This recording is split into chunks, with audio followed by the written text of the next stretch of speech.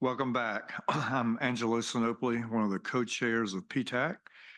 We've invited 4 guest experts with unique perspectives to share on addressing challenges regarding data, benchmarking, and risk adjustment. You can find their full biographies and slides posted on the ASPE PTAC website, along with other materials for today's meetings. I will now turn it over to committee member Chinni Pulluru to introduce our presenters and to facilitate this listening session. Thank you, Angelo. I'm excited to facilitate this listening session. At this time, I ask our presenters to go ahead and turn on video if you haven't already. After all 4 have presented, our committee members will have plenty of time to ask questions. Presenting first, we're happy to welcome Dr. Robert Sanders, who is a Senior Research Director of Healthcare Transformation and Adjunct Associate Professor and core faculty member at the Duke Margolis for Health Policy at Duke University. Welcome, Rob. Please go ahead. Great, thanks everyone, and I appreciate the opportunity to speak with you all today. I'm happy to be informal with these remarks, so if folks have questions, PTAC members have questions as we go, happy to pivot. But my role here today is to set the stage and talk a bit about where we're seeing action in setting benchmarks, what we know about benchmarks setting based off of our research, and what are some of the implications of that. And as mentioned, I'm with the Margolis Institute for Health Policy here at Duke University. So if we jump to the next slide, there's probably 4 key points that I want to point out here. One of the issues is that early on in the value-based payment journey, we saw the benchmark was tied very heavily to whether an organization succeeded or not. There's a little bit of delinking happening on that now, so that's not as true as it used to be, but it's still a strong motivator and a strong determiner of whether even organizations join value-based payment models. I think the second piece here is related to that, is that that benchmark also has a lot to do with how long folks stay in different value-based payment models. And our research has shown that survival of, say, an organization to stay in a value-based payment model is pretty heavily determined by that benchmark. But there's a lot of diversity in the field right now in terms of how those benchmarks are set, and moreover, what's the impact for different types of organizations. So a benchmark's going to look a little bit different for hospital versus physician-led ACO in terms of how they respond. Safety net organizations are going to feel the impact of that benchmark a little differently. And while we've got a fair number of data and technical changes that we can make to improve benchmarks, there's actually a number of policy trade-offs that we'll have to do regardless of what way we want to go forward. So those are the top sort of takeaways that I want to push on today. But jump to the next slide. We'll show a couple graphs. So on the first point of what's the impact of benchmarks, so this is some research we've done every year after the Medicare Shared Savings Program releases its result, and it's comparing the results from 2016 to the 2016 program year to 2022, and looks at the shared savings rate, so how many organizations achieve shared savings compared to their benchmark. And what you see earlier on in the Medicare Shared Savings Program was that as the benchmark went up, the probability of achieving shared savings also went up. And it was a pretty strong effect. If you look at the 2022 effect, 2022 performance year, you don't see as much of an effect. Shared savings across the board has increased. So more organizations are achieving shared savings in those programs, and it is not as closely tied to the benchmark. There's a couple of reasons we think that that's probably the case. Some of this is probably a selection effect. Those organizations that weren't doing as well probably pulled out of the program, but also there's also been a lot of lessons learned from organizations over time on how to achieve shared savings at different levels. So I think we've seen a little bit of a flatter amount, but the benchmark can still be really important for how long organizations stay in programs and whether they come in the first place. So if we jump to the next slide, this is some research we did a few years back looking at the likelihood of organizations, say, staying in like the Medicare Shared Savings Program. And the dark blue line is those organizations with the highest benchmarks, and the lighter blue, sort of sky blue dashed line is those organizations with the lowest benchmarks. And you'll see a bit of a gap that those organizations with higher benchmarks are more likely to stay in programs. That's probably not a surprise to many of folks in the audience, but it's always nice when research backs up what your intuition tells you probably should be the case. So let's talk a little bit about, in the next slide, what are some of the details? If we go to the next slide. What are some of the specific issues that we're hearing out there? And so from qualitative research and interviews with folks in the field, we've definitely heard some feedback from organizations that they're not likely to join if the benchmark is unfavorable. It's in some ways hard to fault an organization for running the numbers before they join. A board would probably expect nothing less from a fiduciary responsibility. A chief financial officer would also probably be under fire if they didn't think about the financial implications. But this is a bit of a unintended consequence in that organizations then might take some steps that aren't necessarily adding to the value-based payment model's impact. So for instance, we're seeing a rise in organizations doing some pretty micro sculpting of their networks, if they can, to look at the local benchmark, to look at that organization's benchmark, and bring in organizations that are more likely to succeed. This is a lot easier for the physician group practice, say ACOs, versus say like the hospital-based ACOs, which tend to be about more geographically concentrated, although there's exceptions to that and there's changes over time. But noting that we're starting to see a pretty lively trade in the consultancies for thinking about what the benchmark might look like, and that doesn't necessarily relate to improving care and care improvement, which is the ultimate goal of our value-based payment models. I think the other one that we hear, and we see this backed up in the data, is that many of our safety net organizations don't have the same culture of coding, and so that's going to impact their ultimate risk adjustment scores, but can also have some impact on benchmarks to the extent that those are risk adjusted. And we're starting to see some impact on including social factors into the benchmarks now. Data's early, and we've got some early lessons learned. I think it is fair to say that we're not totally where we want to be on incorporating social factors. A lot of what we're doing right now has been based off of geographic factors that can be very broad. And so organizations, let's say like a safety net organization in an urban area, may not get as much of a benefit from some of the social adjustments to benchmarks and say others would, or you might expect.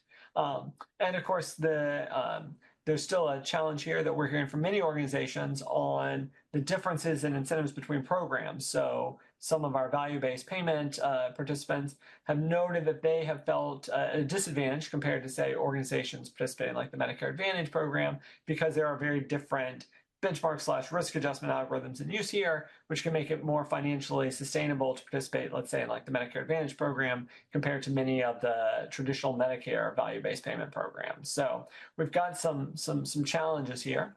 If we jump to the next slide, there's some places where we might be able to see some improvements over time, especially on the technical side. So on the social factors and improving social risk adjustment, a lot of this comes down to data. One of the reasons that many programs have started more with geographic risk adjustment is that that's where the data currently are, and that's where we've got high quality data. We might be able to start to use individual level data over time. However, we've got a pretty unstandardized approach right now. And from our research, we're hearing a lot of healthcare delivery organizations express concern that there's a lot of different types of social risk instruments out there. And so we might be recreating some of the challenges we had with quality measure, a lack of alignment with this in the social needs data space.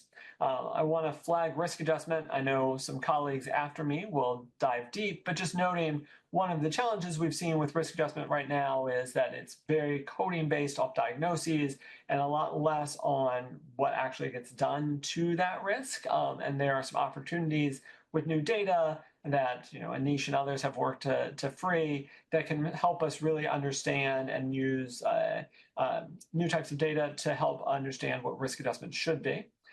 So I think another piece here is that we're still learning about new approaches to capture, full population health risk, such as through the health equity benchmark adjustments. We're still early. We still have some data challenges. There's still some places where we probably want to improve, but it is a start. I think that in addition to health equity benchmarks, some specific populations that we hear concerns about from a benchmark and risk adjustment approach are, say, like the seriously ill, who oftentimes are under represented or under maybe coded in various risk adjustment and benchmark algorithms, especially those that don't have, say, frailty adjustments and maybe excluded for other means. And then also just to flag that benchmarks are part of the financial equation for many health systems, but there's oftentimes a need for upfront capital to really make the types of investments they need. So if we jump to the next slide. So just to repeat the key conclusions here, benchmarks really important. It's not as important as it used to be, but it's still really important if we want to increase participation in value-based payment models, especially to areas that may be traditionally under-participating, like rural areas. We definitely see that benchmark has been tied to participation, whether that's staying in a model or entering a model in the first place.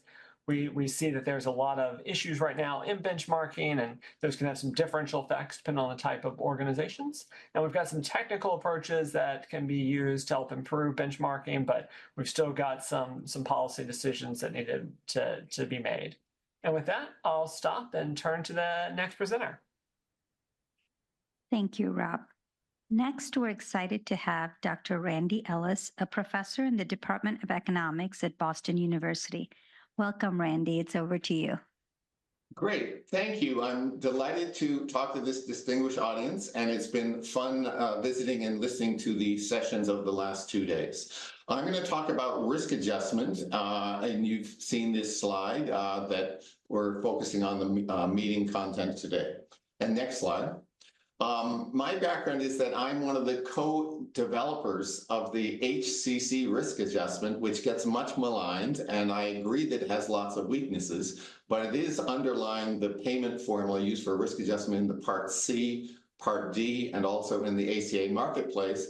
And it also underlies the German system that I helped develop back in the early 2000s. Importantly for today is I just finished an AHRQ-funded project that comes up with a new disease classification system, which we call diagnostic items, or DXI. We have 3 publications based on that now. And I'm excited that I think it addresses some of the topics that are of central interest to this conference. Included in that is the development, I'm a co-developer with Arlene Ash, of a new machine learning algorithm that automates the creation of HCC-like risk adjustment formulas. And I'm also relevant is that Arlene and I have been working on revising the primary care payment model used in Massachusetts for the Medicaid program. And they are just adjusting that in a new sophisticated way using additional information about social determinants of health. Next slide, please. So I was given 3 topics or questions to try and address in my talk. And since 10 minutes is extremely short, I decided to just go right to the questions and then in passing mention how it relates to my own work. The first one is about how, one of the most appropriate, I'm going to be covering these on the next slide. So let's go to the next slide. So what is the most appropriate models, just based on my lifetime of experience of almost 40 years of doing risk adjustment? I happen to have become a convert to preferring the concurrent models as are used in the marketplace over the prospective models used in the Medicare program, partly because there's a lot of turnover of people between plans and between in and out even of Medicare or out of a marketplace. And so it gives a better framework. And also we hear lots of complaints about, oh, we have all these acute problems that aren't necessarily recognized and paid for in a prospective framework. So that's the other key thing is that the ACA has a risk equalization process rather than an add-on formula and a budgeted formula as is done in Medicare Advantage. And that has some advantages of making the budgeting more predictable for the funder and not rewarding as much the overcoding and upcoding that's been going on. I also think that it's really best to not think of it as one formula, but a whole family of risk adjustment formulas where you can perhaps refine the incentives across different dimensions. For instance, you may want to carve out primary care, as I'm a fan of doing, and have separate incentives on them in addition to using it for the overall budget of the of practices or an ACO. The work I do is estimate on really large samples, and that gives you a lot of precision and lets you look at very refined models. The models we've been developing are using 60 million commercially insured eligibles, and that gives us a lot of precision to look at even very rare diseases. So we developed a system that had about 2,000 disease groups, and we used it to predict primarily total spending, not just the planned paid spending. And we've been working on adding these social drivers of health. I think that that's the exciting new area that everybody should be trying to figure out how to best do. And I'm also a favor for risk adjustment models being updated regularly, not just every 20 years. And I think that in Europe, there are both Netherlands and Germany update their formula every year and even make fundamental changes pretty regularly. Next slide, please. So another question is, well, how do you encourage providers to want to participate in a bundled type of payment system? The simple economist answer, I am an economist, of course, and would be don't make it optional. And I believe the Medicare program also has this issue when they talk about participating and not participating and all the incentives they have in traditional Medicare. I can imagine that's not going to work as well in this, given the structure of ACOs where people can move in and out of them. But I can imagine that the carrot that can be offered to participating may make it attractive for almost every practice to want to join, and that would be the direction. And I think another way you can make it attractive is not just the carrot, but by trying to make it relatively administratively easy on providers. And some of the ways you can do that is partly you can try to tilt the system to reward the ACO and their providers to take on the most complex patients. I think the existing HCC formula does a very poor job at that. And so we should try to avoid overpaying for healthy and reward providers and plans for focusing resources on the chronically ill and people with complex patients, and also those with social drivers of health, which are really important.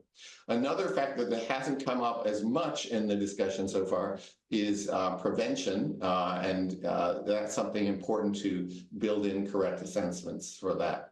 And I also am a fan, as an economist, of trying to make the bonus, the carrot parts of this, about 10% or more of the total. And I disagree from some of the people earlier today that I think sticks can be important, especially when providers make mistakes or do unacceptable behavior. I think having it such that you're punished but not necessarily going out of business might be the way to go. Next slide, please. So then we get to how to deal with the different organizational structures. Well, the ACA and the marketplace have dealt with this by having different versions, different formulas that take into account generosity. In the Medicaid and Mass Health program I work with, they have separate formulas for ACOs that choose to only provide medical services, and then a separate formula used when you add taking responsibility for outpatient behavioral health, a third formula for adding in inpatient behavioral health. So that's one way to go. It adds a lot of complexity, but it has been used for 5 years in Massachusetts. And then Medicare Advantage, of course, has a large number of separate formulas. I've already mentioned social determinants of health. I want to have a chance to talk about that much today. And I also think you should think of risk adjusting the fairness formulas and performance measures and focus on how well you do on subsets of interest. Next slide, please. But I think it's really important for CMMI and others to move beyond the HCC system, which has remained largely unchanged since we created it and started using it in 2004. There's a growing number of problems of fraud and upcoding, and I think that can partly be dealt with possibly by not just rewarding the complexity of the patients, but punishing providers or plans when they have a lot of coded diseases that aren't actually being treated. So that's a new direction, a kind of performance weakness. I think that the new formulas can do a better job at documenting what they're doing and being transparent. They can be speedily re-estimated, and computers have gotten very fast, and data should be made available to make that feasible. The next slide, please. I wanted to show my favorite slide from the project that we just ended, and this is a very rich slide. This is showing how well do 5 different payment formulas do across different groups of enrollees, clustered according to how rare is their rarest disease. So at the bottom are people who don't have any diagnoses. And across the different plans, the one I put in for a standard because a lot of people are still using the Charlson Comorbidity Index, which has only 18 metrics used. And it grossly overpays for people, that's what it means with a negative residual, for people who don't have any illness. And it's consistent across even up to things that are as rare as, say, 1,000 per million, which is 1 in 1,000.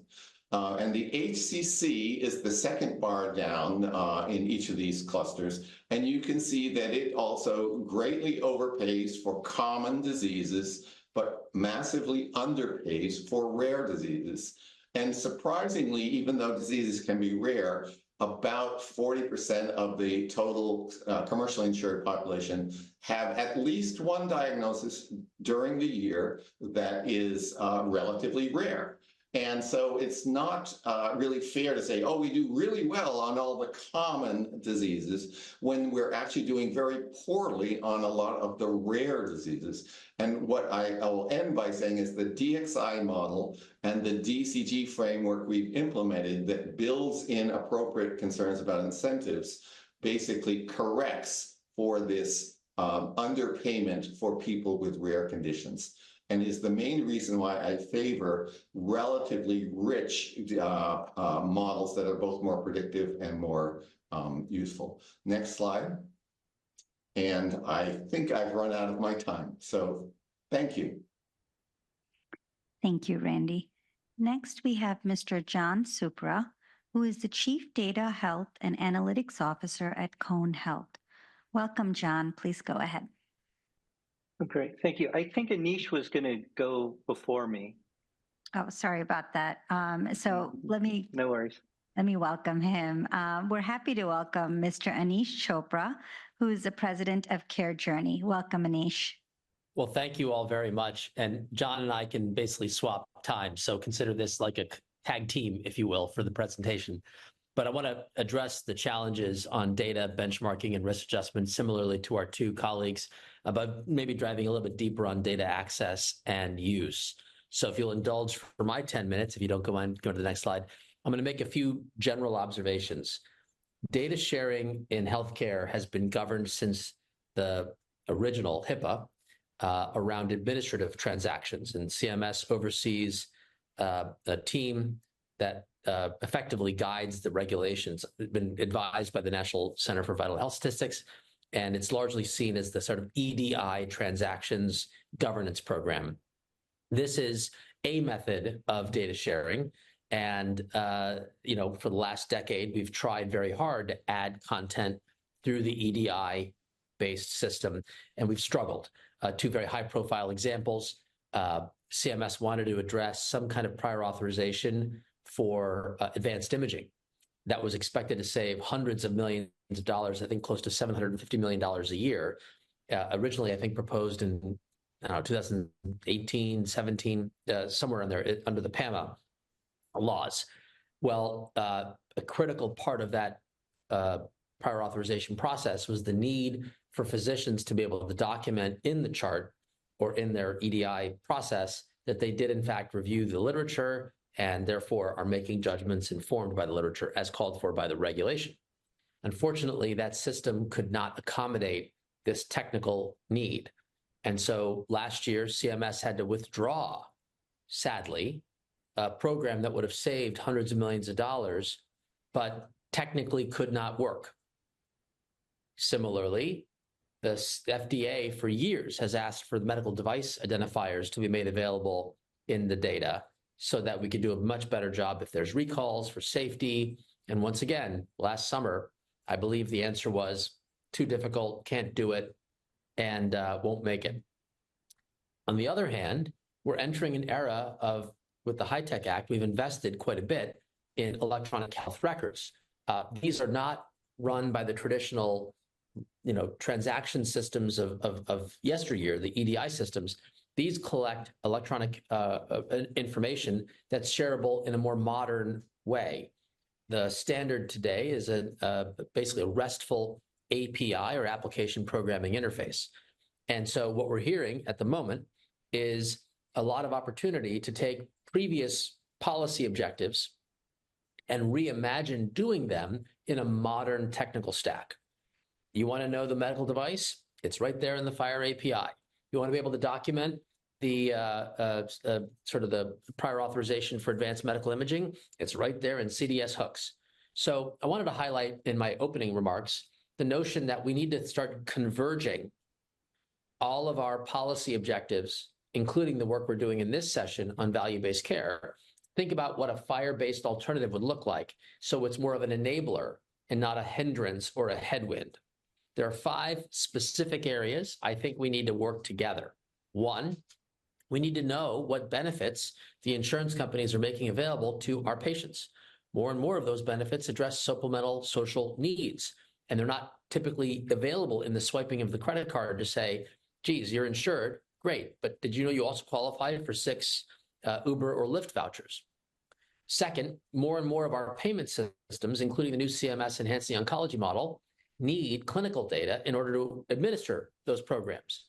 Well, we do a great job sourcing administrative data and claims, but we don't have a mechanism yet for payers to more easily access clinical data, especially that data that sits within that US CDI framework.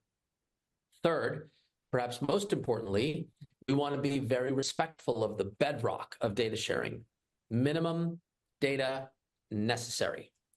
And to do that, we have to be able to talk to each other's IT systems and filter only those patients for whom our partner, the ACO, the health plan, providers in the network, a few out-of-network partners that have immediate need, to be able to filter access to information only to the populations that they're legally entitled to. And for the amount of information within that population they're allowed to share, honoring the spirit of minimum data necessary. The last 2 provisions are the emerging need. CMS has asked all of us to work on basically embedding specialty bundles or shadow bundles within total cost of care models. And there's a similar effort in the fee-for-service world about price transparency. So whether I request a price for a bundle or I request price for a fee-for-service treatment where I have to assemble effectively a bundle for a same-day procedure, I still want to be able to know price and ideally quality associated with my request. And last but not least, in the era of AI, how do we make sure all this information is made available to the consumer?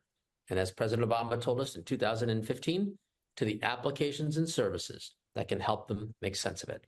Now, this is 10 minutes. I'm giving you the highlights. Maybe I'll just hit a few notes before I reach the end of my time. If you just quickly help me go through the slides very quickly so I can go deeper on everything I've just said. 1, I'm very thrilled that through the Sync for Social Needs Collaborative, our friends at Epic have made available the ability to take screening assessments that are collected through MyChart or other applications where the patients answer questions. In this example, you see a demo shared. The survey asks about financial challenges that was collected in MyChart. And thanks to Smart on FHIR applications, you can see a Find Help application is able to, with the health system's permission, access that information so we don't need the patient to re-enter the same surveys over and over and over and over again. Here it's collected once, distributed to places where it's needed, and then the last step of getting that individual connected to the resources that could help them is handled seamlessly. This is all through a framework of FHIR-based data sharing. And as we think about the plan going forward, we got to ask ourselves, as I said earlier, on what format will a doctor be able to know that the patient in front of me qualifies for lift vouchers? And that information today doesn't show up in the traditional systems. We've got to bring it in this era of FHIR convergence. Next slide. Oh, by the way, if you go to the last slide, just to remind people, sometimes when you look at the CMS programs like SSBCI, I just want to give you an example. It may be listed as eligible for this patient, but only if they've been diagnosed with CHF, COPD, dementia, diabetes, et cetera. So even at that level of granularity, we need computer systems that can read these words in order to understand who actually is eligible. And that too needs a little bit more real world testing. Okay, let me just quickly wrap and then we can go. Number two, I mentioned the CMS cancer program, the Enhancing Oncology Model. This requires about maybe a dozen, maybe 18 clinical data elements, cancer stage, TNM, a whole range of other data elements. We are embracing a program called MCode Lite as the data model, an open data model, and that's being made available for folks in the CMS program. And today at Datapalooza, where I'm calling in from, both McKesson's Ontada product and Epic are making that EOM capability ready for any one of their customers free of charge who wish to be a part of that program. It's a small program. Hopefully more will sign up, but this is an example of how open data FHIR standards can help facilitate. Third, I mentioned briefly this idea of bulk FHIR. This is an example. Today, the Undersecretary of Health of the VA, Sharif El-Nahal, announced that through the Veteran Interoperability Pledge, half a dozen health systems are already able to query to see whether this person's a veteran. So if I show up in the emergency room, I hit this database, I can confirm that they're a veteran. And here you can see an example from Tufts Medicine. They've been screening thousands of people. And when they find out that they are a veteran, they can implement more care coordination programs. This program today was announced also at scale. Both Epic and Oracle have announced that they're going to make this functionality available to any health system that wants to do that. And that, by the way, is the ultimate value-based care. So we know you're a veteran. We know you get care. You have services and benefits. Let's put those together. Whether there's a weird benchmark or some convoluted formula, let's leave that to the side. Let's just do the right thing. We can now do that technically. Last couple, and then I'll wrap. Price estimates, again, same principle. What's the command for me to ask for my good faith estimate? Congress gave me the authority to do that. What is a good faith estimate? And so I've worked on this program called Project Clarity to try to get episode bundles open sourced. That's to be very narrow in the same day or within 3 days, to get the kind of the bundle of services you need. And we need to get a FHIR API to facilitate my request for the good faith estimate. And last, and certainly not least, and I'll wrap at this, it's time for us to align patient engagement with all the new AI tools coming to market that are available to interpret my data. ONC just announced last week, 93% of newly diagnosed cancer patients go onto their patient portal and access that information, mostly before their oncologist calls them. Imagine having an AI second opinion that can help you interpret your results to make you have peace and some understanding of the options as you go into that next call. This is possible, and I'm grateful for the time. Thank you so much for it, and we'll get to John Supra.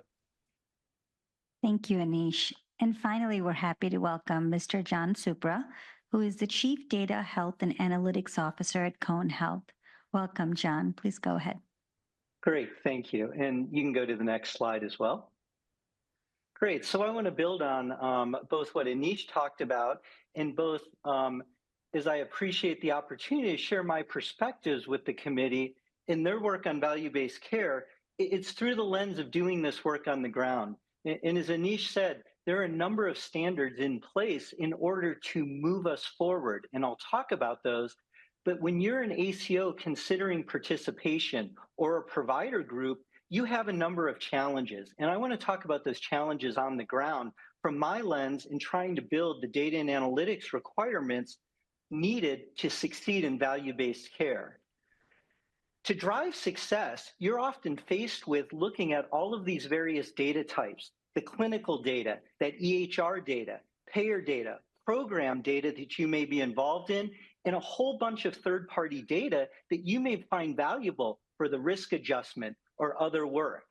This may require pulling that data together, and if you can figure out how to get this data in a regular, timely manner, then more importantly, you need to be able to figure out how to both use it. You may need to do quality reporting, financial reporting, operational reporting, and this requires often a patchwork of internal services, selecting vendors, learning about the data types and/or systems.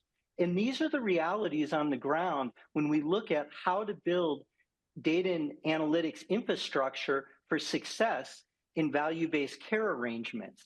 And on the next slide, however, even if you're able to overcome those data access and, going back, sorry, one, there was just a overlay.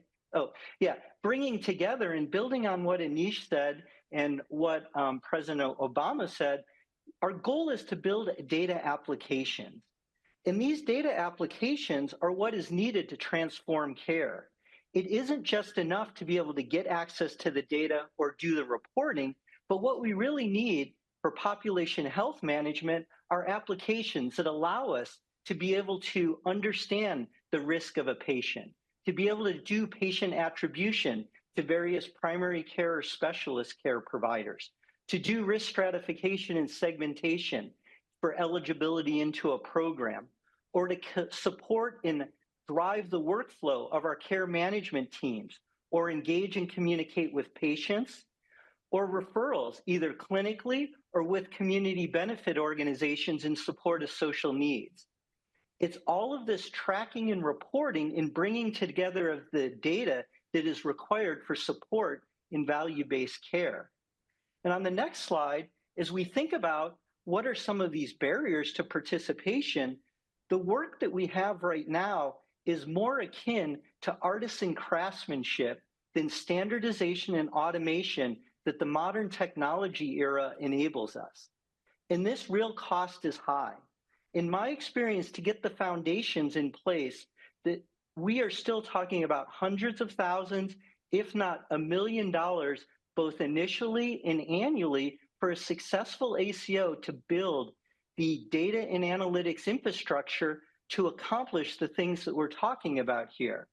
And this cost is often weighed against the potential up and downside financial arrangement that the value-based care model drives. And on the next slide, along with these data and analytics investments, the complexity for providers and the teams supporting them in clinical transformation remains high. A recent review of quality measures in value-based care arrangements suggested that many providers are trying to balance success across over 50 unique measures. And as the groups throughout this two-day session have talked about, that's a high burden.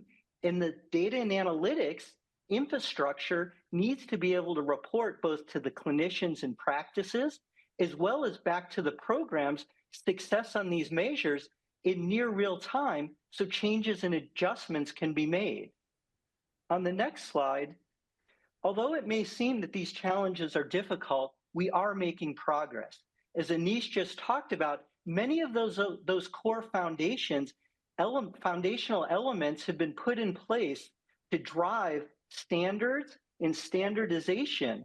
HHS, including CMS and the CMMI, as well as ONC and related standards efforts, have delivered on giving us some standard data models, have given us exchange specifications, primarily the FHIR interoperability resources that Aneesh talked about, and some common frameworks to manage data exchange. These are all important efforts to reduce the burden in data and analytics infrastructure. But I would also say they're only akin on starting with agreeing to what language we're going to speak the data conversation in. Next slide. As we work to establish these standards, we also need to make sure there's timely data access. Again, CMS has made meaningful progress in our efforts to bring API-driven access to the CMS data model data is an important step forward. However, the timely use of this data still requires those expert skills and efforts in order to integrate the data into systems that ultimately are able to drive clinical transformation and improve the clinical and financial outcomes. Next slide. To overcome these challenges, we need to be thinking differently about how we share and exchange both data and insights. I like to think about the need to develop a health data and analytics ecosystems where access to the data and the ability to use the data no longer require the craftsmanship and significant upfront work that we've talked about over the last 2 days. Modern technologies allow and enable this type of ecosystem development. However, they're not widely used, or we're just at the beginning of their use in healthcare. Next slide. As Liz Fowler referenced yesterday, I also wanted to quickly highlight some of the key takeaways from CMMI's recent data sharing overview. In its alignment with the challenges that I've pointed out today, as well as those that have been described by many others over these last 2 days. I believe this last takeaway sums it up, that the use of healthcare data remains a burden, and that burden must be addressed for us to accelerate participation in success in value-based care arrangements. So what can we do on the next slide to address those challenges? Some of the important work we can move towards is alignment that can encourage greater participation in risk-based contract. We can do this to accelerate the speed at which data is made available. As Aneesh discussed, many of the interoperability frameworks that have been put in place allow us now to make real-time and near real-time considerations of data available from other systems. But that requires us to shift towards data system ready or machine readable formats. If you consider the number of reports available to ACO members in the MSSP or REACH programs, many of these files were designed and are helpful for humans to review. However, to make use of them, ACOs often take the time and effort to deconstruct them and load them into their data systems to make use in other data applications and reporting. We need to make this information available in files that other data systems can read easily and drive data applications. Similarly, CMS can consider using modern data sharing applications. We've talked about APIs and the FHIR standards. Many modern ecosystems also use data shares that allow users to pick up and access that data directly without the need to pick up a file, ingest it, and then make use of it, and then manage the changes to it. These types of modern data shares could also support the movement to data system ready reporting and access to data to fuel and power applications. Similarly, CMS can consider requiring module logic to be open sourced. I like Randy's comment on speedily being able to re-estimate values in either risk adjustment or make calculations of various options available for the next best care opportunities to provide to a care team, a clinician, a care manager. By open sourcing that model logic and combining it with data shares, near real-time modern systems can be used to leverage and power data applications. This will move us forward in the use of data and analytics away from having to get the data, driving the craftsmanship or expertise to pull it together, and then driving insights from that work. This really drives towards a next generation of data and analytics infrastructure that we believe CMS can lead the way by encouraging public and private investments to drive innovation and success in the value-based care models at much lower entry and operational costs when we think about data and analytics. In my experience, building the infrastructure needed to support value-based care programs, this work has become more complicated, not less complicated. and the cost, efforts, and expertise required continue to increase. We need to reverse that trend. And I think doing so involves not only the data and analytics infrastructure in its modernization, but we also need to be thinking about the value-based care models themselves and reducing the complexity, as many of the speakers over these 2 days have talked about. These, I believe, can help drive participation in our value-based care arrangements and ultimately the goal of improving care for the populations that we are serving. Thank you for the time to share these thoughts with the committee. Thank you, John. At this time, I will turn to our committee members for questions. As usual, if you have a question, please flip your name tent up and raise your hand in Zoom. Larry and Josh. Who would like to start?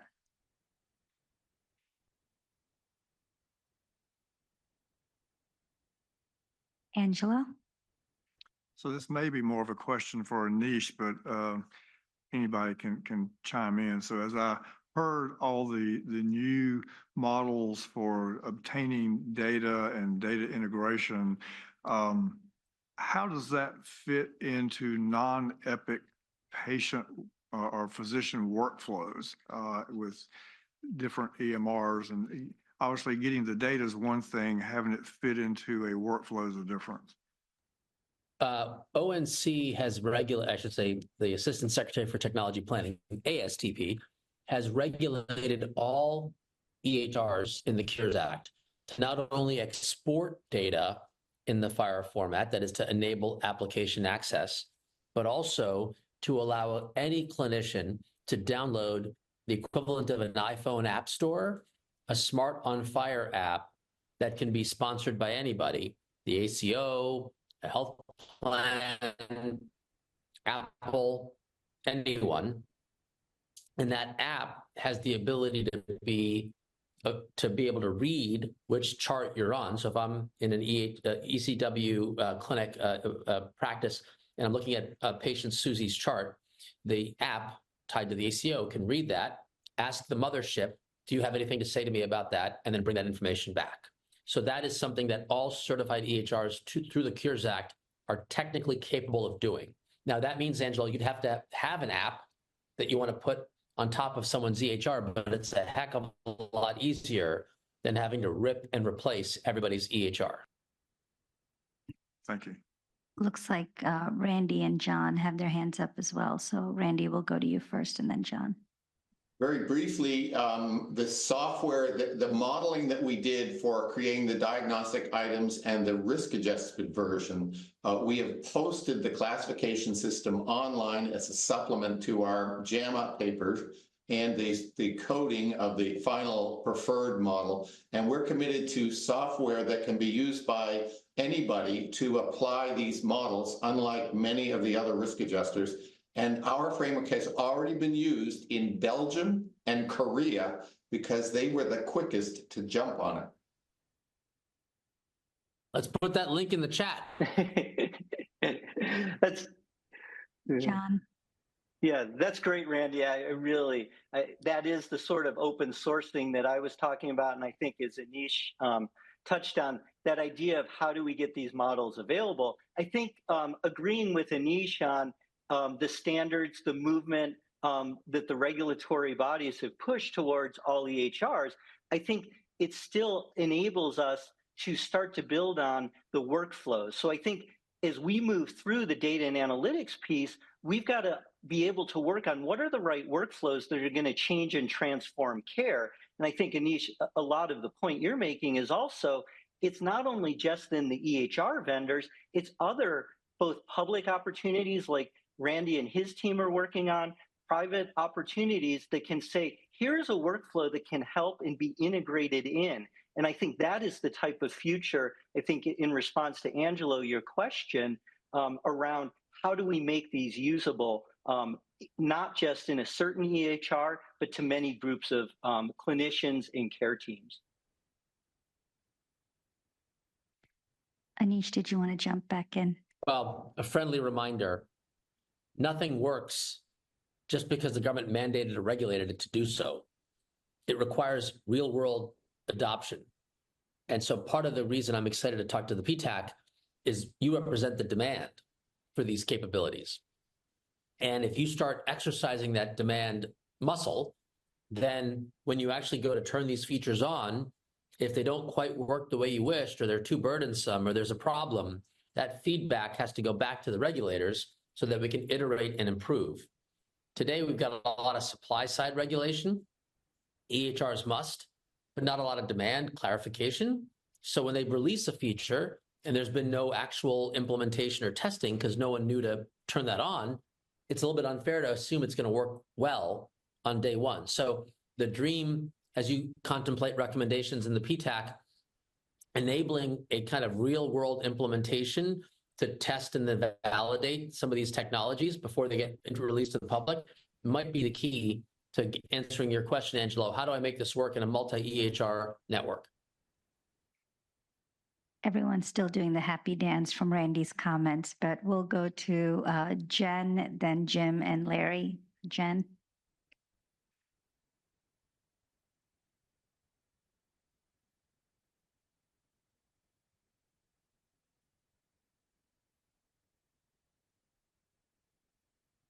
We're having some microphone issues. Yeah. Do you want to take this one, Jen? Well, it's ironic because I was going to make a comment about technical expertise. Thank you to you all. What I was going to say is this gets so technical so quickly, and we really we appreciate your expertise. My question is going to be predicated on some of the previous conversations we've heard. One, you all know how important this access to meaningful data at the point of care is in order to execute on the visions of value-based care and the outcomes. So we heard a little bit the other day about really being able to leverage what we believe to be will be the promise of AI technologies and LLMs, which is predicated on the fact that all of this data can be somewhere that can be mined, i.e. a data mart or whatever that format looks like. And then that allows us to do the risk adjustment that we've talked about, create insights, decrease administrative burden, both at the point of care and also from a revenue cycle perspective. So here comes my question about the 3 wishes. If each of you could have 3 wishes, what would those be in this space to make the vision that we all aspire to possible around executing on what high value care looks like?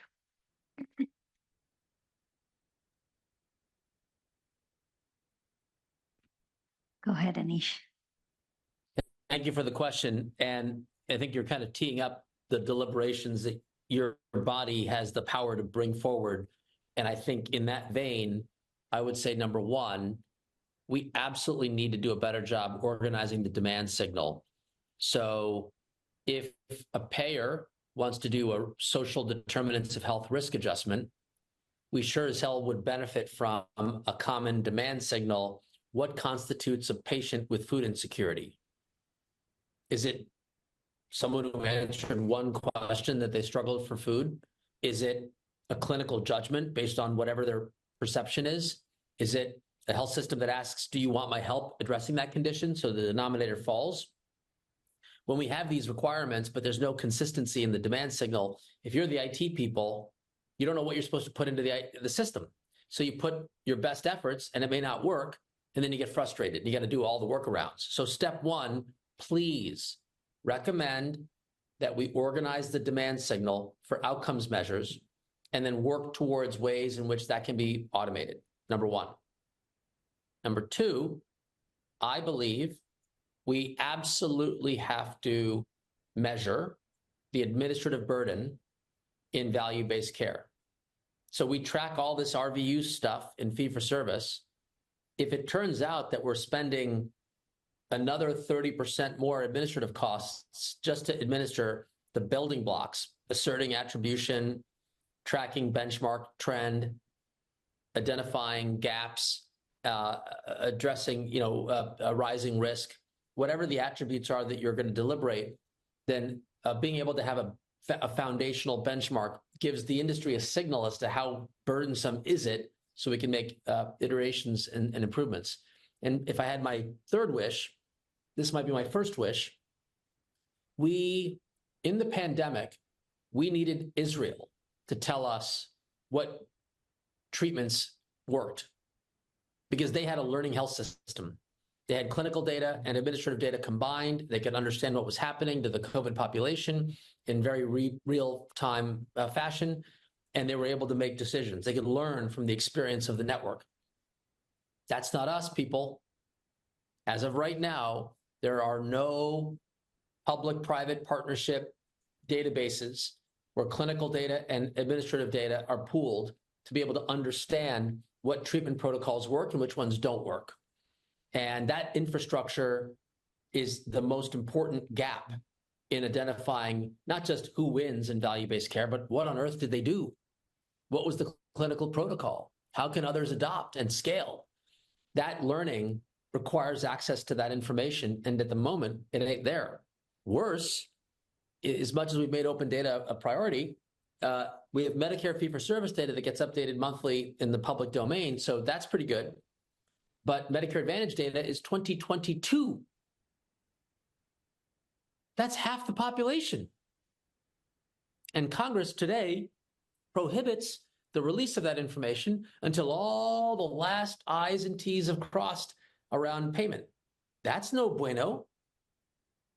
So we've got to have a way to do all three of these things: organize the demand signal, do our best to benchmark performance so we lower the costs, and then hopefully truly build a learning health system that would deliver the kind of evidence base we need to scale. Thank you, Aneesh. Let's go to Robert and then Randy and John in this question, and then we'll go to Jim for the next question. Thank you. Great. So I have sort of my three, and the first one plays off of the ask about the AI piece in those three wishes. And in that case, I think it's very important to watch for those unintended consequences, especially among the AI, and think about the better data that you have. I mean, AI is very exciting. It can do a lot, but it also can pick up things that we don't mean it to, and that can oftentimes bake in disparities or inequities.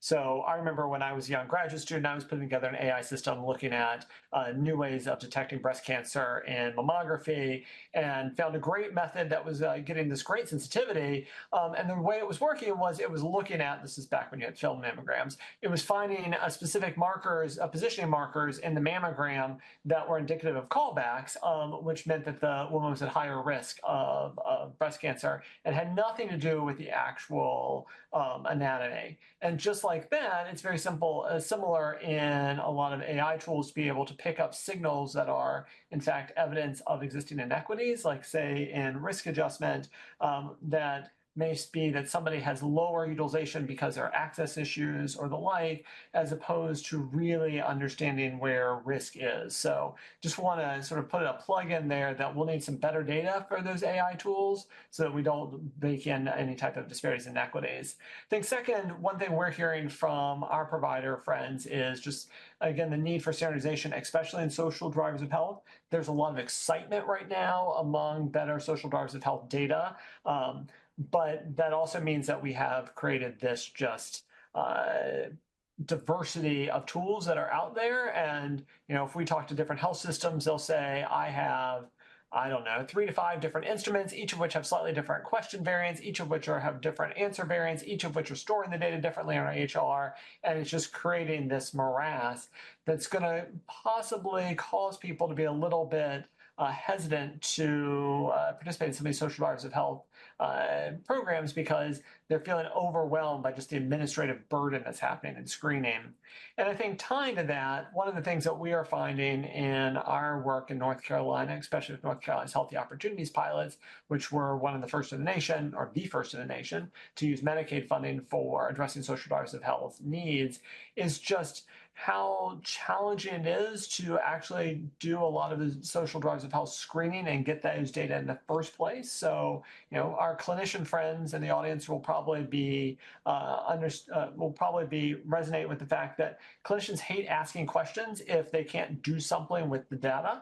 And we definitely hear that in our research that when we're asking clinicians to screen for social drivers of health, they want to make sure that something's actually being done with that data more than just an administrative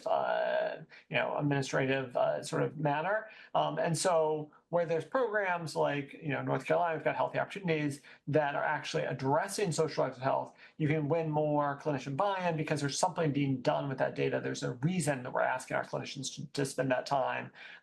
And recognize that many of our clinicians haven't been trained in asking these types of questions. And so there's a long startup and process in order to get those data to be accurate, in order to be able to get the data we want. So I think my three are: get better data for AI, think about standardization, especially as we start to roll out a lot more of these social drivers health tools, and then making sure we're able to tie these data to actual uses in order to make sure that we continue to get buy-in, especially among our clinician colleagues. Randy. I think I'm next. I agree with Aneesh and John. I would like to,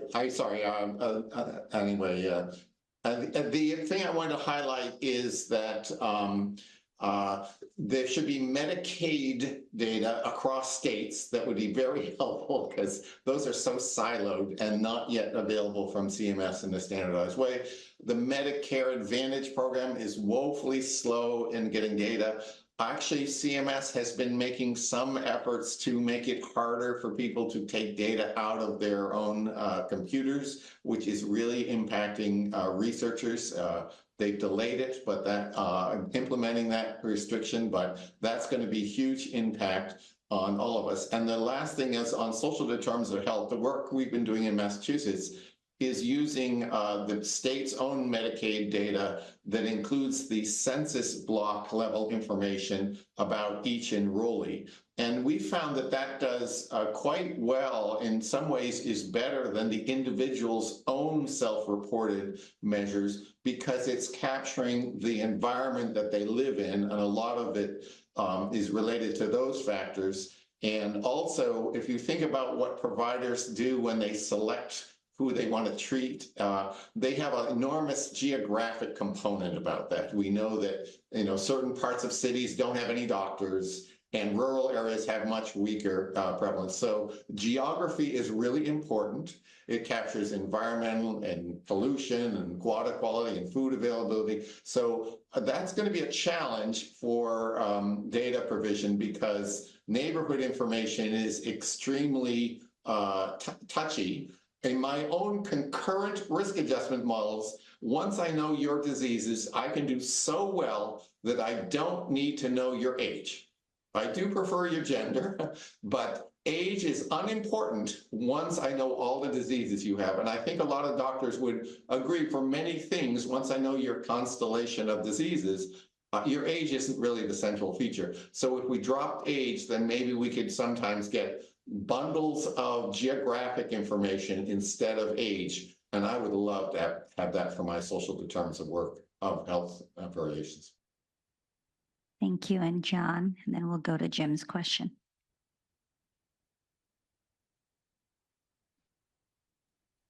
Thank you. Very much agree with the other speakers. And I like the way Aneesh framed that. I want to drill it down a little bit to the work on the ground of managing both an ACO and the operations. And I think one of the first things, and has been touched on, is the alignment of value-based care models across lines of business, because many of the ACOs are managing Medicare in the CMS or CMMI models, in Medicare Advantage, as well as Medicaid models. And how do we look to bring alignment across those? And that may be incentivizing what the quality metrics are, aligning across what the payments are.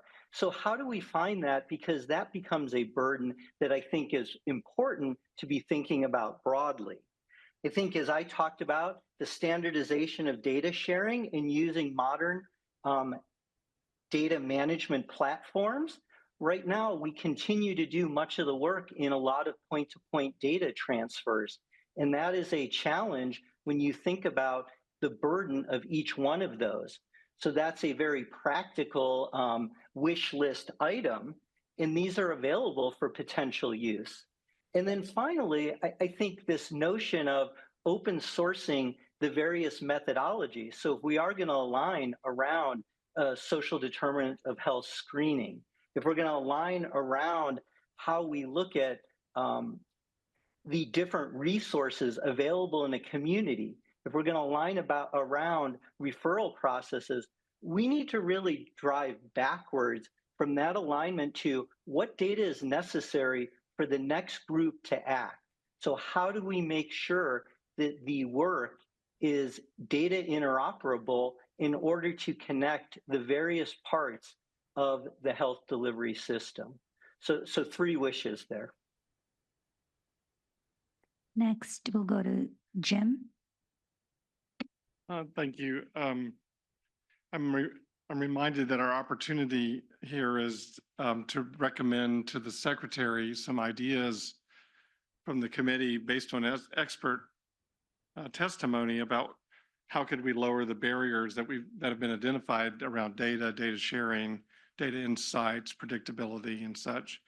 And I was curious if any of the subject matter experts on the call would offer some near-term solutions that could help us in the next 6 years, help CMS and CMMI achieve the goal of 100% participation in a population-based total cost of care model that addresses a few of the key things we've heard from providers that are kind of sticking points with either participation or with performance recognition.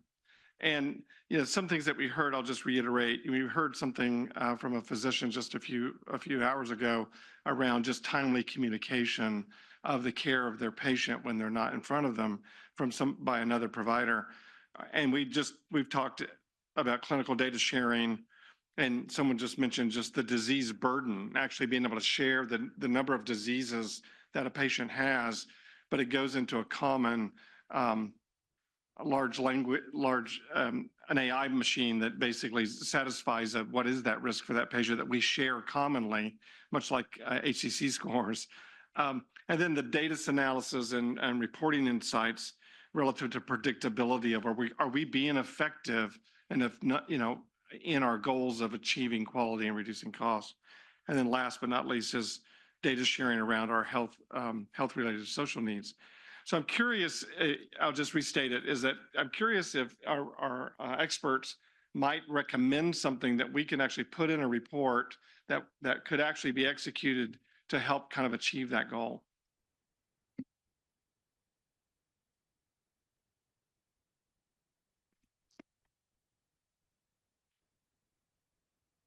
How about, I think I saw Aneesh and Randy at the same time. So why don't you go ahead, Randy, and then we'll get to Aneesh. Aneesh is first. Okay, Aneesh. I'll go fast. You said 6 years. How about we say 90 days? So what I would like to do is to remind us at the very practical, what could you ask the Secretary right now? Number one, to hit the 100% goal, we must decouple the data sharing options from the participation in payment models that take risk. Because right now, the only way for me to get CMS claims data as a doctor to do all my risk stratification and all the things that we talked about today is I have to be enrolled in an alternative payment model. If I'm a surgeon, orthopedic surgeon, and I want to do a better job like addressing low back pain, I can't get the data. CMS has not made that available.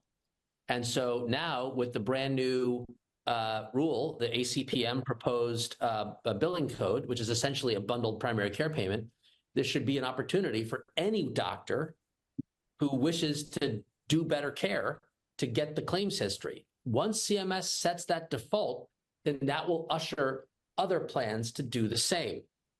Number one, so decouple the release of data from those who participate in APMs. Number two, enforce the laws on the books. I don't know how many of you know this, but CMS put the highest regulatory authority, a condition of participation for every hospital in the Medicare program, is that they give doctors the admissions, discharge, and transfer notice when their patients show up in the ER, admitted or transferred. The number of doctors who are aware that this is even a requirement is below 10%. It might even be 1%. And I've seen zero enforcement action from HHS to highlight that this happens, or that it's a possibility, or here's a form.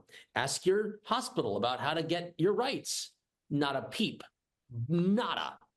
So number two, enforce the laws on timely communication.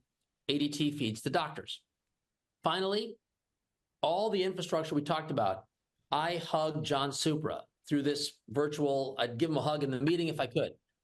Open source the CMS logic for every attribution model, benchmark model, forecasting of trend model, etc.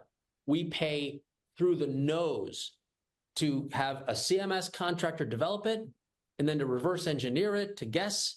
What a complete and total waste of money. Thank you. I believe Randy's next. Great. I'll try and be brief, but I have to comment on that last one because CMS posts the software needed each year for risk adjustment of the Medicare Advantage and HCCs, and it's written in the most inefficient, archaic SAS code imaginable. And it takes us, my research assistants, a couple of weeks to reprogram it. They intentionally split it into many pieces. They have a horrible coding. It's written as if they don't want anyone to use it. That's how bad this software for risk adjustment is. The second comment is just that when I join a health plan, they always ask me, do you want to allow the doctors to coordinate with other health plans and other hospitals and doctors and everything? And every patient says yes. I believe, that there's an allowing of your HIPAA privacy to be violated, if you will, by doctors and hospitals. Of course they need to, but the interconnections between those emergency rooms and hospitals is atrociously bad. So CMS should want to have a communication where they can prompt some source that would let each doctor and hospital emergency room actually access the patient's data, which is partly what Aneesh was complaining about. And I'll end there. I could go on, but that's John, and then we'll get to Robert. Great, thank you. And Randy, very much agree with you. The reverse engineering is a huge burden. I want to take, and I'm probably going to look for a time frame between Aneesh's 90 days and the question 6 years to a sort of 1 to 2 year framework that I want to split into two pieces. How is it easier for those ACOs that are participating and can remain participating? I think we've talked a lot about the open sourcing, the access to the data, the logic around it, so we're not trying to recreate as a whole collection of ACOs the same logic in slightly different ways. And I think that can be done by CMS. I think moving the data sharing approaches from what is done today in making certain files available, and then wrapping the logic of how attribution is done, the risk adjustment is one piece of it. And then I think on another side, when we think about new ACOs, new provider groups, can CMS also make a tool set or encourage a private investment in a tool set that just says, if I'm an ACO, I come in, and here is a set of dashboards, best practices that are very open and transparent based on that data that align to the open source models that some of the ACOs may want to run themselves. And I don't know if that's something that is possible. I know it's possible. Is that an encouragement that we can make to allow people not to have this huge investment to just get into the value-based care arrangements? And building on my colleagues' points, I think one piece I'll end with is a major challenge we hear from our health systems and provider groups that we talk with is just also the data for engaging with their specialty colleagues. And so that depends, of course, on the type of organization, whether it's a physician, primary care physician group practice versus, say, like a large health system that has a number of specialists in-house. But, having that data on different types of specialty characteristics, understanding the quality of care that is being delivered by different specialists in their local geographic region for different types of procedures they want to make referrals for, has been limited to date. CMS has done some good work in their defense on releasing shadow bundles, although that's really about just a base level pricing for the BIPCA bundles. I think the next layer would be being able to give more granular data around like use or cost or quality or potentially something about like appropriateness to really help health systems understand how best to engage, especially for specialty care. And that would help make a lot of these value-based payment models much more effective over the long term. Thank you. Randy, did you have something? Just 20 seconds. Throughout this conference, one of the key themes has been that the reason people aren't in ACOs and ACOs don't want to participate in these types of payment is because the money in the US is made by selection. That the avoidance of really sick people and keeping them out of these ACO-like, more tightly managed systems is important to them. And so this 6 years to try and get rid of selection is a very ambitious goal. It's much more than 90 days because that is how the American health care insurance system is configured. Thank you. Now we'll go to Larry, one of our committee members who is on video. Thank you.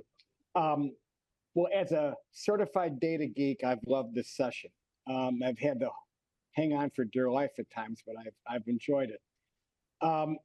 It's very rewarding to hear open source data exchange, that this can be done in 90 days, 2 years, whatever, that it can actually be done is heartening for me. The problem I have is that data requires data fields. And we spent the last decade, ever since the Recovery Act and Meaningful Use, pushing fields into EMRs and expecting physicians to check boxes because we knew we had no way of extracting it out of the doctor note. And so we could digitalize review of systems, past medical, surgical history, all those things, and we got nice fields. But that doctor, history of present illness, and more importantly, their impression and plan, where what's in their head is supposed to be placed into this document, has been a major challenge. We've heard from CMS that expected at least 5 years for the creation of any quality measure. Well, that's crazy. We can't live in that kind of a world. And so what I'm going to ask all of you is not to get your wish list. I want you to rub your crystal ball and tell me if I'm crazy in what I'm going to suggest. Have LLMs and AI systems got us to a point where that doctor can speak in an examining room and software can take what that doctor said, populate fields that may not even exist in that EHR, so that we can capture the meaningful pieces of information, of data, so that we can create intelligence from it? How far are we from that? Can we stop forcing EMR vendors to create new fields and maybe allow AI to give us a runaround? This is like Jeopardy. Am I crazy? So I believe I saw John first, and then Aneesh, and then Randy and Robert. Thank you. Great. Thank you. No, not crazy at all.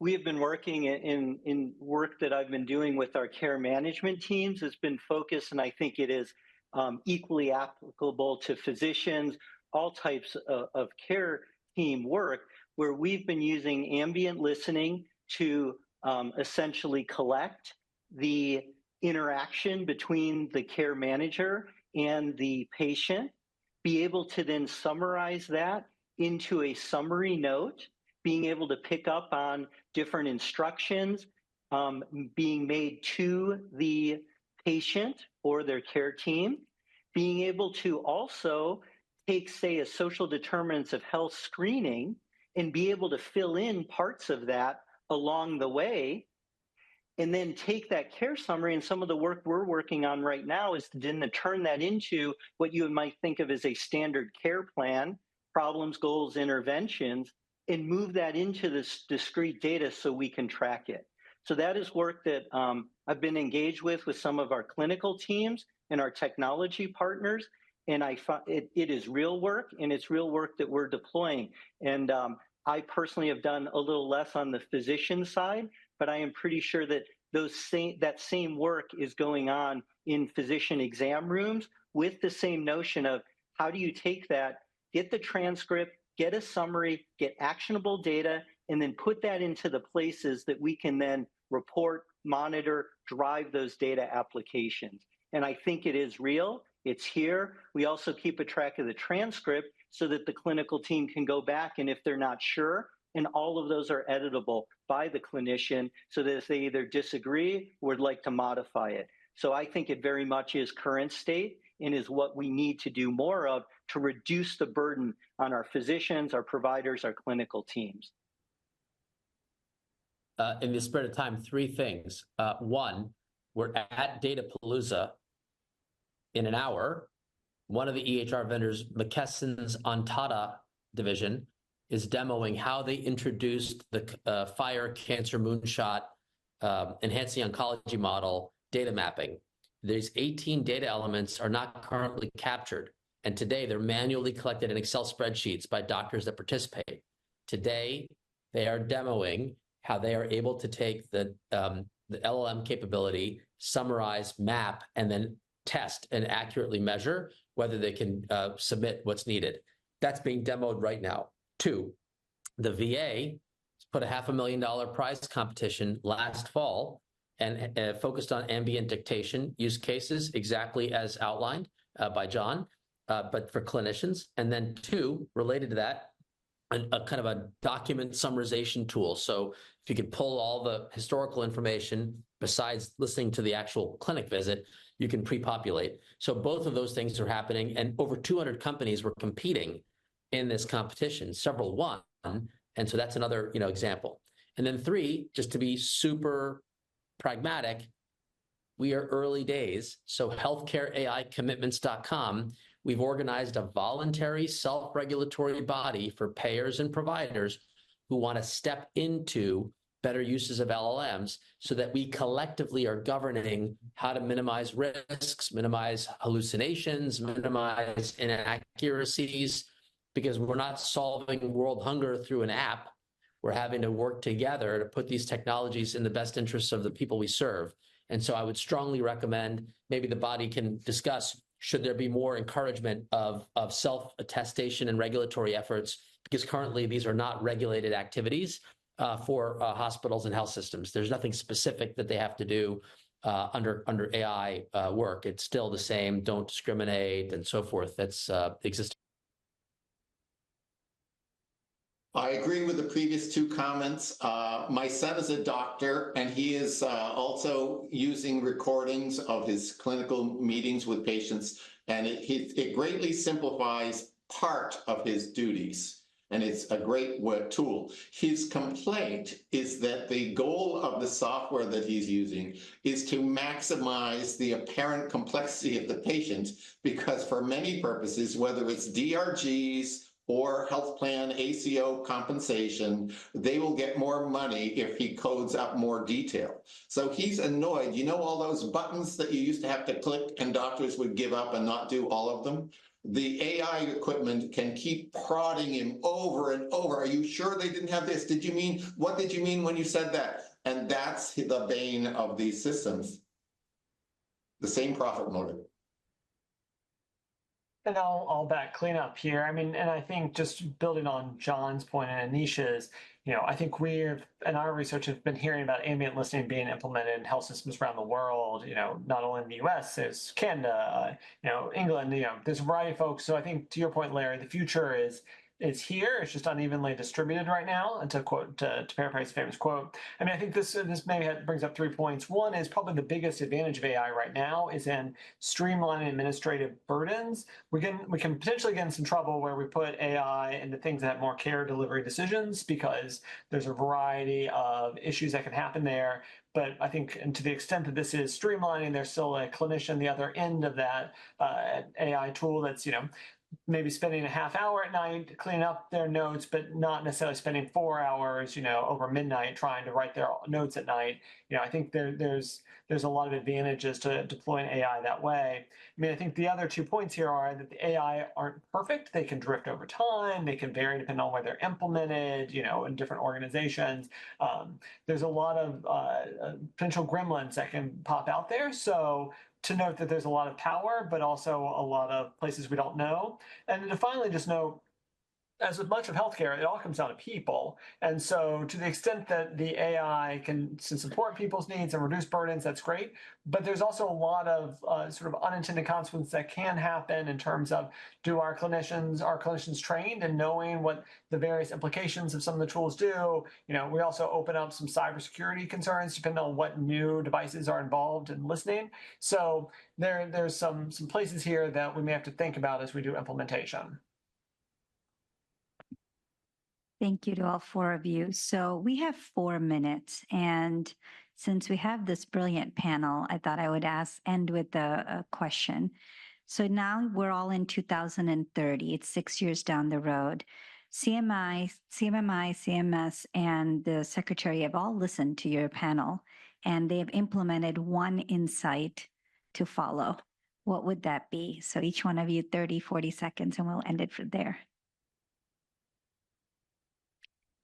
Let's start with Randy, go to Robert, and then John, and end it with Aneesh. I think I'd like to see that they implement a simple payment system to all the primary care practices that free them up from all of the paperwork of worrying about all those buttons, and yet is still able to eventually evaluate that they did a good job and their patients are doing well. Because that would mimic what is happening in Europe with much, much simpler payment system. And I would probably build on Randy's point here, and that if our goal of value-based payment models is to improve care, which I think all the folks on this meeting will agree with, a big challenge here is predictability. So we have a lot of different types of benchmark and risk adjustment and other incentive methods out there. They're changing over time, depends on the line of business, your payer. And so to the extent that we can have a simpler, more predictable set, I think that will serve us all well.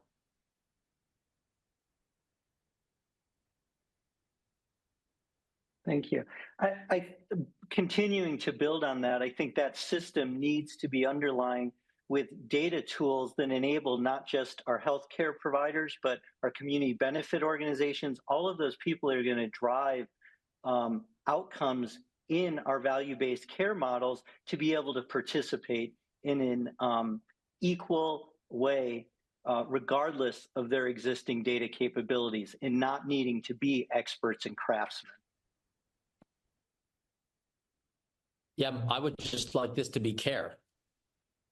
So the way care is delivered is doctors know a lot more about you before you walk in and help contribute to your overall longitudinal improvement by helping along the way, help a colleague close a care gap or share that there may be an issue that this particular doctor's not dealing with this encounter, but hopefully the next member of the team would. And to do that in 2030, I think the Secretary is going to look back and say, as I mark to market, Medicare and Medicaid have done what they can do to move people. But as we look to the commercial market, it sure looks like we've done a lot more that's decoupling value-based care by raising hands, saying, I want to deliver care on a team, separate from, I want to take risk on a population. And I think that decoupling will be presented in the 2030 look back as a key driver of the growth. Thank you. I'd like to thank all four of you for this incredible conversation and joining us this afternoon. You're welcome to stay and listen to as much of the meeting. We're near the end. I will now turn it over to Angelo. Thank you, Chinni. That was a great session. I appreciate everybody's participation, and I'll see some of you later. So I don't think there's any public commenters. No. Okay. So we're going to move into some time for the committee to discuss what they've heard today. We spent a lot of time yesterday talking about what we heard through the course of the day yesterday.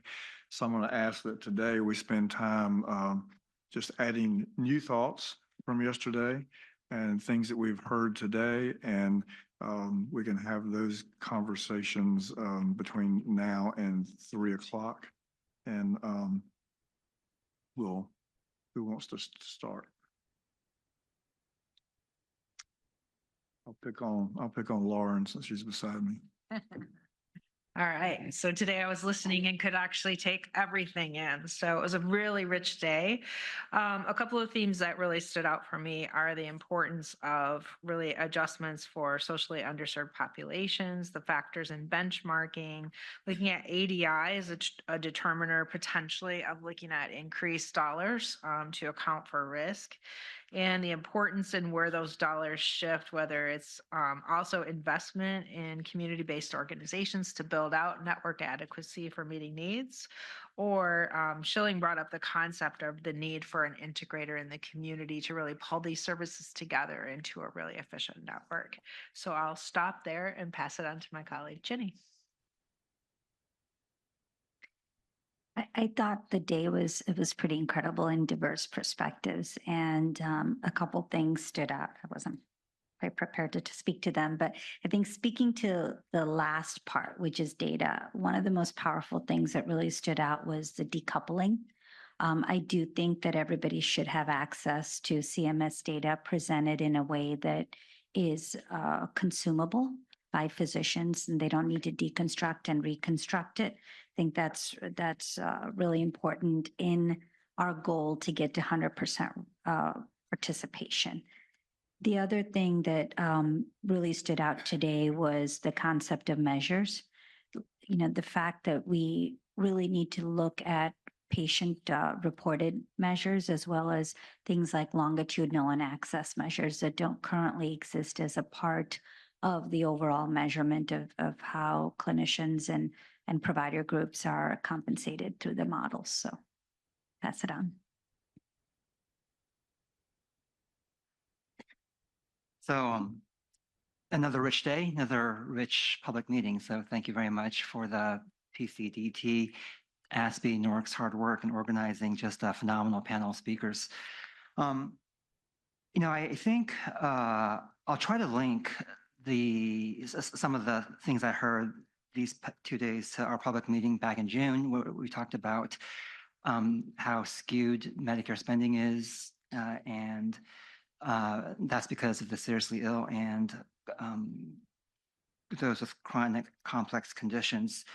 One of the things that we've heard kind of over and over again these past 2 days is the risk adjustment system doesn't work and doesn't take into account things like frailty.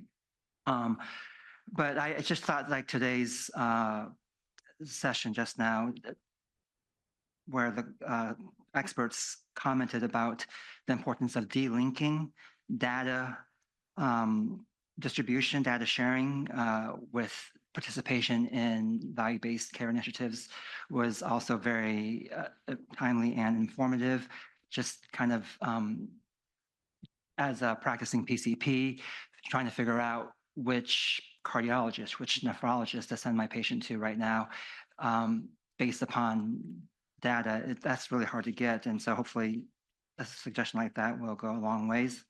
One of the things that also struck me today was the fact that I think CMS has been making it more uncomfortable for providers to stay in fee-for-service. So Alice Chen this morning talked about how there's been a cumulative fee reduction of some significance in the physician fee schedule.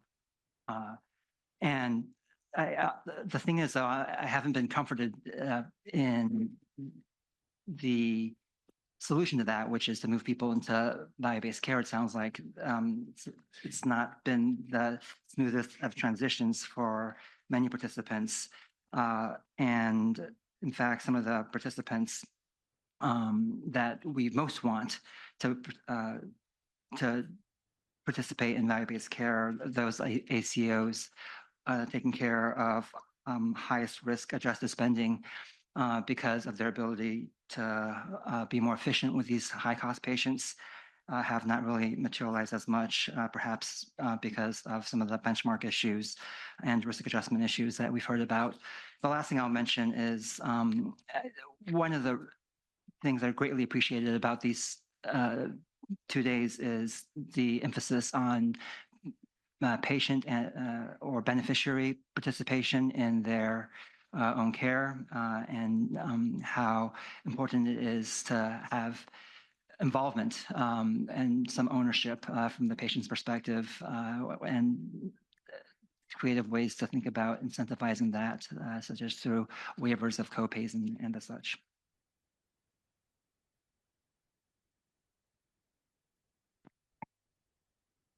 I agree with all of the comments from my colleagues and would echo what a wonderful couple of days that we've had. And thank you to all who put it together. What I'm reflecting on is the comment that I think, Larry, actually you summarized quite well. And that's at the highest level, the drivers of business success have to be aligned with the health of populations. And we heard yesterday payers, providers, and purchasers need to have alignment, and it seems both of those things can be true in the comments that I just made. So working backwards from that, it seems like it shouldn't be aspirational, it should be doable. The other thing I took away from today's session was this conversation also around engagement and trust, which was described as an outcome measure, but I actually think it's more of a process measure. And the idea that I think we all know that it's true, but that sort of therapeutic effect, it was described to us, of longitudinal relationships. Maybe it's not with a provider, maybe it's with an entity, now that we heard that 75% of providers are employed. But that there's value in that relationship, both for the patient and the provider related to burnout and workforce. And I hope this committee in the future will consider that, what the impact is of churn or on these kind of relationships actually being a positive impact on workforce sustainability. Then the other thing that I heard that continues to be the elephant in the room is carve-outs. We heard just now, money's made by selection.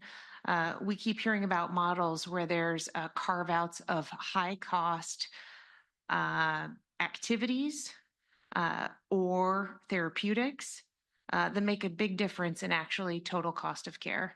And so I hope in the future there's an opportunity to really look into drug spend. And we heard described in our panels today around to one entity it can be a cost and to another entity it might be margin, and how there's a perverse incentive to use that margin for currently low revenue generating activities that actually might be of high value. And then the last comment I'll make is I'd love, maybe as a follow-up to our last panel, to get a little bit more clarity for our letter to the Secretary around what are the current regulations or rules that have been put forward that can help to execute on this challenge around data and insights and sharing, where there might be an enforcement opportunity. So there's already been agreement on where we should focus, but really it's now on maybe highlighting the opportunity around enforcement. Thanks, Jen. So I heard some themes around maybe questioning the status quo in current value-based programs and where we need to maybe push more. So a couple of our presenters discussed about the unintended consequences of rationing effects and decreasing incentives for participation based on what ratcheting mechanism is used. I also heard a couple speakers question if downside risk is really needed, which I think has been built into many of the models in the past, and I think it's worth probing a bit more there. Maybe a little bit questioning the status quo, but maybe less of alternative models in the current state. But what other levers do we need to pull to make the current state less attractive? To make the alternative payment models and value-based care a reasonable alternative. So we heard examples such as the current drug margins that are keeping practices afloat. I know we've talked about Part B and D as areas to talk about. But yeah, what levers do we have to think about in the current state to help us move towards a future state? Some other ones we heard yesterday, but I think also today were what financial incentives could exist for beneficiaries? How can we involve patients more? I think the new theme I heard also is about how we might consider access to care and continuity measures as quality measures as we think about future models. And this is not new, but I just have to say, came out again, we have to find ways to pay primary care more. Yes, agree with all of that. I took notes of the high points that really struck me as bringing out something somewhat new or unique compared to what we've heard before. Some of those include focusing in and changing how the ACO benchmark systems work, that there's a disincentive for worser performing groups to join an ACO program because their benchmarks are set artificially lower. They have to do even better to have any shared savings, so it's just not worth it for them. And then the ratcheting effect we've heard about for high performing, it just doesn't make any sense of justice. You have to compete versus yourself. We want everybody to be successful, and the best performing should continue to reap some of those benefits. I was struck that we've talked a lot about need to make value-based care increasingly attractive and fee-for-service decreasingly attractive and move into that more aggressively. And yet a speaker spoke to that the effective fee-for-service rates are decreasing through the fee schedule. But with the expiration of the APM bonus on the fee schedule, the APM rates are also decreasing under 0% update. And that doesn't seem to track with our strategic initiatives. Heard an appeal that we need to build a pathway for smaller PCP groups or PCP only groups to participate in ACOs. And that will have a variety of considerations to make that possible. We heard a lot about focusing in on beneficiaries and what incentives beneficiaries could be put into place. And I was particularly struck by the flexibility to compete with MA plans are able to offer essentially no co-payments or discounts to co-payments and deductibles that we want to figure out a way that maybe ACOs can issue some of that as well.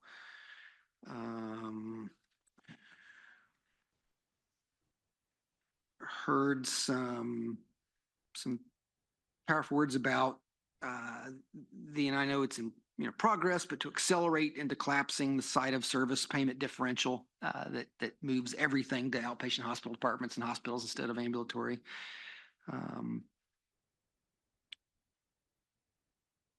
Someone said, not sure that ACOs make sense for primary care because there's really not much savings in primary care. And that just struck me that we shouldn't be looking to capture health expenditure savings out of primary care. We should be using those mechanisms and payment mechanisms to push more money into primary care, right? The only specialty that increasing assets and access improves health outcomes for the country. Was struck with using just rulemaking process to change high value services to no copayment for beneficiaries, including mental health care, TCM, CCM, complex care management, and the new APCM codes. I thought that was seemingly within our grasp.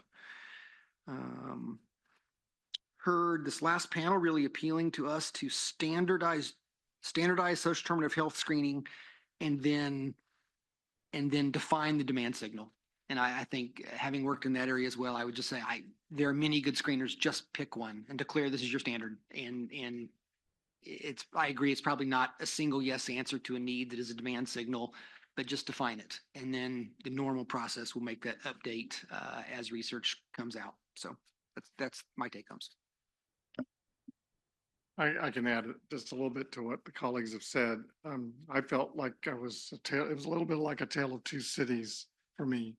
And the first example in the left hand or right hand, whichever, is that macroeconomic pressures really matter. And so the world is changing around the APMs, and our goal to participation 100% is under the influence of some of that. And what we heard was consolidation for market power.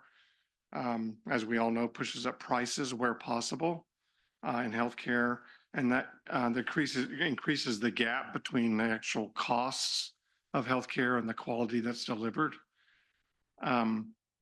That gap has to be filled, and APMs provide an opportunity for there to make some shared savings to fill that gap in the fee-for-service space. Those participants, as we know, in population-based total cost of care voluntarily choose to participate. And oftentimes they're motivated by this point that was been made by Larry and Jen relative to the business enterprise of providers must be successful in order to be sustainable because of the capacity issues confronting a population that's more complex and more disease complexity because they're aging into that and living longer. But the truth is that motivation by financial opportunities may not necessarily translate to what providers want and improved communication and integration, what patients want and patient-related outcome reports, what society wants in equity and quality and cost control on their income tax. But the other side, the other story was the hope from our colleagues. We had 3 really great examples: Barbara McEnany, Bob Phillips, and Steve Furr. I thought our colleagues, right, had ideas that resonated with me because of how well they individually and collectively articulated the strengths and the weaknesses.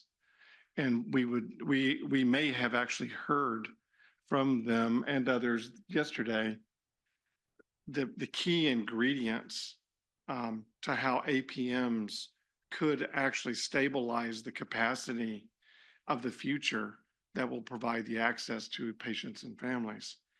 And so I think that's our opportunity, and it's, of course, it's our challenge and how to organize those core elements that we heard. So it was a great meeting. Thank you for letting me participate. Thank you, Jim. Let's go to Larry. Well, it's great when you pick on me later, so I have a chance to summarize my notes. Anyway, the first thing I have to remark on is that the ACA was built to improve coverage and promote accountable care, and it succeeded in some of these, but has had unintended consequences. And we heard multiple speakers remark on this. It created administrative complexity, which ultimately led to a lot of provider consolidation because they couldn't deal with the complexity. They threw up their hands and they got employed. This consolidation has resulted in rising costs, loss of physician autonomy, physician burnout. We heard that it also caused provider maldistributions. It's had payment nuances where improvement in care by providers doesn't provide savings to them, but results in Part A savings. On the second point, now our value-based care solutions need to be crafted around large entities because of this consolidation. The entities receive the value-based payment, but is it really being passed down to the provider? I don't think it is. I think it's being used for other activities. We heard very clearly, medicine is a business, whether it's at a medical practice, a solo practice, a hospital system, an academic medical center, it's a business. And the drivers of medical business success need to be considered when we are crafting reimbursement models, especially for population health. The other point on the business side that came out multiple times is risk assessment is basically better coding. And so we need to look beyond that or figure out better solutions to that. We also heard a visit is not a visit. They are not the same. We heard the example of the much higher investment necessary for a first visit than a return visit, and yet the payments are not ranked accordingly. We also heard there's a need for urgent visits, and maybe we need to think about a TSA pre-check kind of thing where we can get patients through into practices and actually figure out ways of compensating practices for handling those urgent visits. They're certainly cheaper than ED visits. We heard loud and clear that the specialists in value-based care remain a problem. They're still on fee-for-service. We heard about hybrid models, blending PMPMs with fee-for-service. We did not hear any real good solutions for how to create payment models for cognitive internal medicine specialists in value-based care. We heard about nesting solutions, which was music to my ears. That could be a major nesting solutions for specialists could be a subject for one of our meetings. We heard about data, of course, and that they need to be decoupled. That came out loud and clear, and I think that's something that we can push forward. And they cannot continue to be proprietary. They need to be open source, but they also need to include PROMs and SDOH. And I heard very optimistically that LLM may benefit the acquisition of data.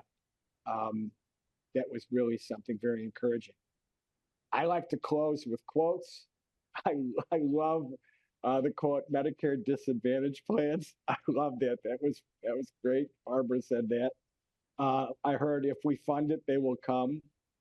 I heard the best drug can't be the worst one for the practice. It takes more practice resources to take care of patients who lack personal resources. And finally, don't put physicians in the position of choosing patients over practice. That's it. Thank you, Larry. Jay? Well, I don't know if there's anything left to add after what everybody said. It really was another great day. Like Lindsay, I mean, how many times do we have to hear that we have to pay primary care more before we actually do it? And this in the last 2 days really have given me the feeling, and Jim's comments trigger this. I kind of feel like we're building the airplane while we're flying it at the same time, because we're trying to come up with, you know, value-based care and payment models. And Tim Ferris hammered this home for me yesterday. We've got capacity issues and an antiquated delivery system. So we really, you know, and we're almost looking for the payment model to ease the access issues, when in fact it's a catch-22. Because with all the consolidation going on, we're actually creating less access, which is increasing costs. So that's a conundrum we just got to figure out how we're going to work through. So again, you know, great panels, great work by ASPE and NORC and the PCD team. Just another great 2 days. And thank you. Thank you for that, Josh. Great. Well, I share Jay's point that much of, I think, what I was going to say has been said, but if I kind of put together what I was able to hear today in part and then yesterday, I think it's been kind of baking in my mind. And so maybe my comments will be to kind of organize what a lot of other committee members have said, but in a framework. And in my mind, it's baked into a bit of like a layer cake in my mind. There's a 3-layer cake that's emerged. And I think the bottom layer is really about the things that we can do. You know, certain speakers think on a 90-day timeline, some people think longer, but things you can do in the nearest term. And that shouldn't be maybe in the confines of payment models, you know, so things like data and giving people data in a more unrestricted way, democratizing source code. And that kind of leads to that second layer of that actually may help drive this point of participation and engagement in payment models. But I think on that second layer about clinicians and groups in payment models, one of the things that kind of floats to the top for me is this idea of simplicity, predictability, generous incentives, and care flexibilities. And I highlight those three because the predictability of knowing what's in, being generous, as I mentioned yesterday, in how people are incentivized in the models. And then, you know, to not over-index on the cost, what are the care flexibilities to make care better efficiently, not efficient, and then maybe better, I think is really critical. So that's driving into why, if you have a base layer of data and democratized utility and tools, why would you get into the models that we're describing now? I'll just comment again that MA and others lurk in context there. And then the top layer, so to speak, is like really double clicked in on the design features, right? So ratcheting, benchmark, risk adjustment. Those are technical things that have to be done, can be improved is what I heard in models, but don't really matter if there's not simplicity, generosity of incentives, and flexibilities to make care actually better, kind of on the bedrock of data and other things that all clinicians should just have based on existing or emerging regulations. So those are my comments from the 2 days. Well, thank you for that. All great comments. The only thing that everything's been said, the only thing I would add and emphasize is that last session I thought around data was excellent. And they actually proposed a number of very specific recommendations and statements that I think we should not lose the opportunity to make sure that those are incorporated in our letter as strong recommendations, because I think that's the bedrock of what's going to be able to make things move forward the way we want them to. So I want to thank everybody for the participation today, our expert presenters and panelists, my PTAC colleagues, and those listening in. We explored many different topics today regarding identifying a pathway toward maximizing participation in population-based total cost of care models. Again, a special thanks to my colleagues on PTAC. There were a lot of information packed into these 2 days. I appreciate your active participation and thoughtful comments this afternoon and all through the 2 days. We'll continue to gather information on our theme through a request for input on our topic. We're posting it on ASPE PTAC website and sending it out through the PTAC listserv. You can offer your input on our questions by October the 18th. The committee will work to issue a report to the Secretary with our recommendations from this public meeting. As we conclude today, I would like to comment that this is my last public meeting, and after being on PTAC for 6 years, I'll be rotating off after serving 2 terms.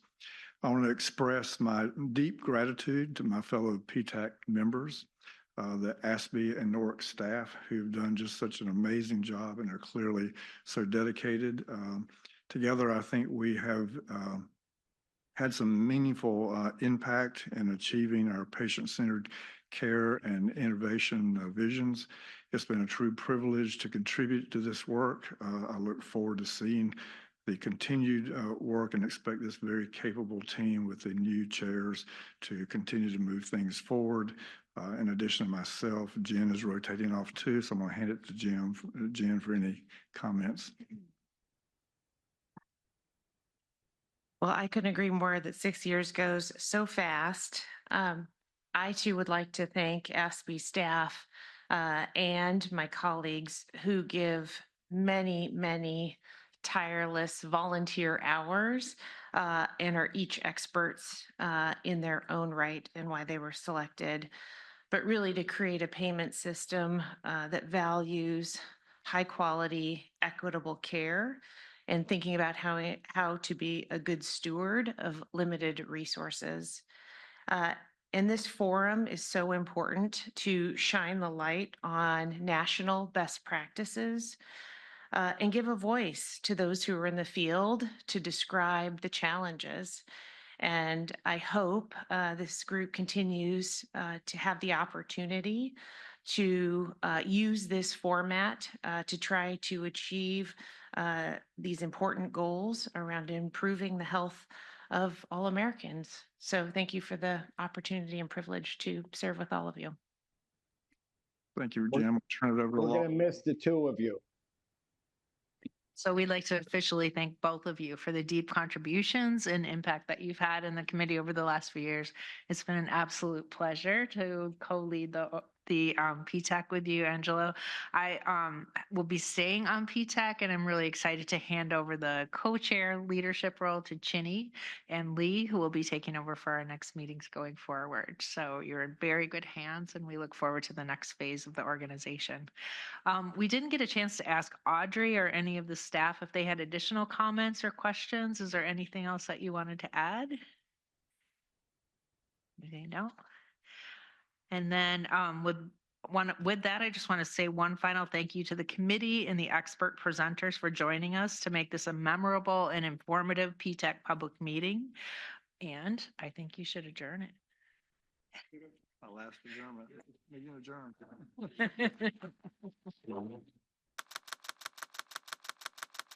Produced by the U.S. Department of Health and Human Services.